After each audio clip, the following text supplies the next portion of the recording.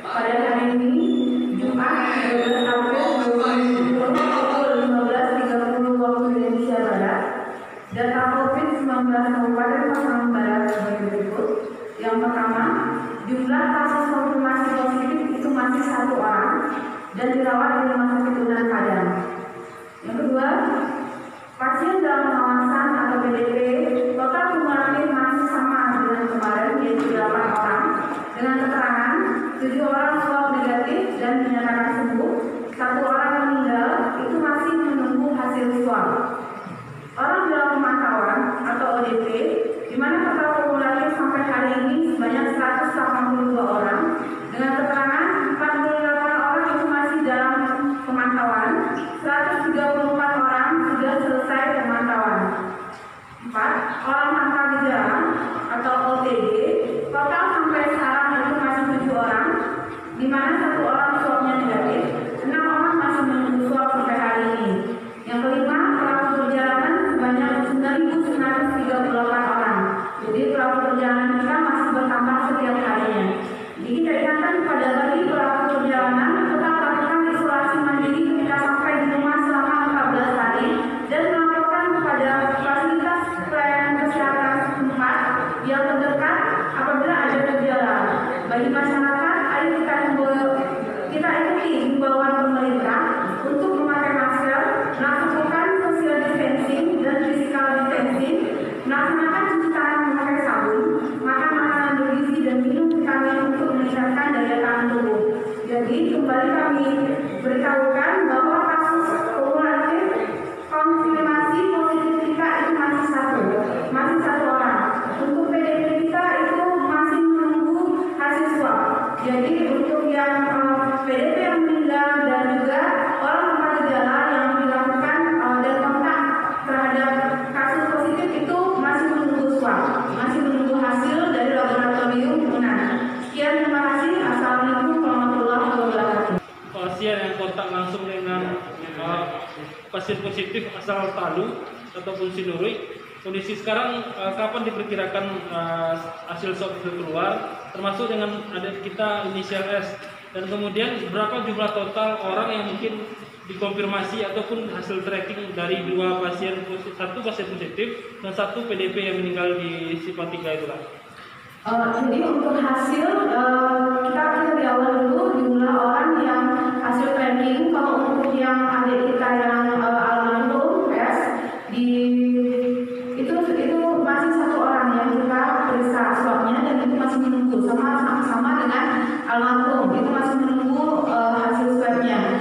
Kemudian untuk yang di kasus positif itu kontaknya ada 11 orang, jadi juga itu masih menunggu hasilnya, jadi hasil belum keluar.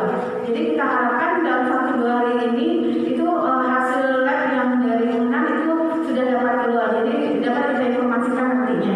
Izin Kak, apakah ada pasien atau masyarakat yang terdampak yang dirawat di rumah sakit atau masuk dalam lokasi karantina Balai Diklat atau PDP sendiri kondisinya di rumah atau di mana Kak?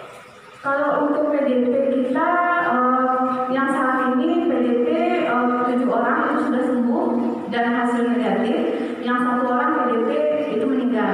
Jadi untuk yang dirawat isolasi tidak ada.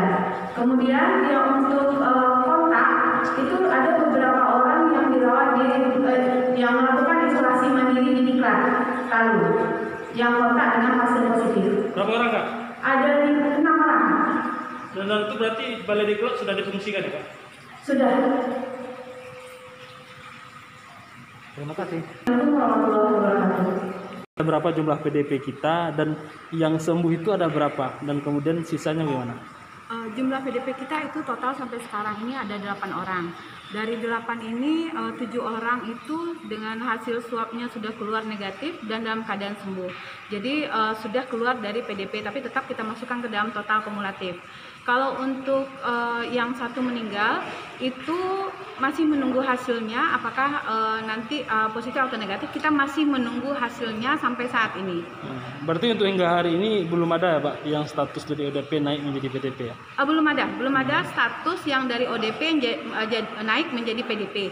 Begitu juga status yang tidak ada status PDP pada hari ini. Jadi kita masih menunggu hasil yang dari PDP kita yang satu meninggal itu apakah nanti positif atau negatif itu masih kita tunggu hasilnya. Kak, berarti secara umum pasien COVID di Pasaman Barat itu berkurang atau bagaimana, Kak? Secara umum kalau untuk orang dalam pemantauan itu terjadi peningkatan tiap harinya. Tapi secara umum dari orang yang kita pantau tersebut itu sudah banyak memang semuanya sehat setelah dilakukan pemantauan 14 hari. Berarti tidak ada yang menunjukkan gejala naik status ke PDP ya? Tidak ada. Penegasan. Iya, ada dilakukan tracking dan itu masih berlanjut sampai hari ini dilakukan tracking oleh puskesmas setempat.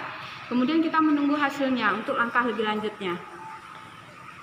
Jadi mungkin kalau untuk PDP itu pasien dalam pengawasan yang terkait dengan COVID-19. Jadi belum tentu yang PDP ini belum tentu negatif, belum tentu positif. Gitu. Sebelum kita melakukan uji laboratorium berupa swab. Gitu. Jadi kalau untuk PDP ini orang dengan gejala demam atau batuk atau dengan sesak nafas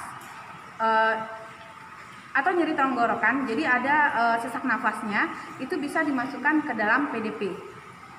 Jadi itu masuk ke dalam PDP dengan syarat dia ada kontak dengan pelaku perjalanan atau kontak dengan orang positif atau dia berasal dari dia sebagai pelaku perjalanan. Itu PDP. Ya, Pak.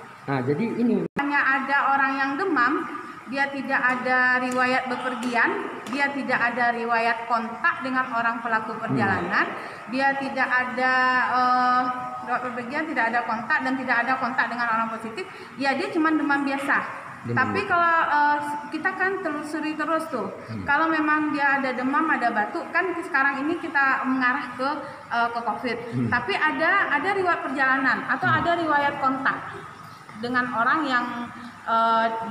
yang melakukan perjalanan atau dia ada riwayat kontak dengan orang yang positif, itu bisa masuk ke COVID-19.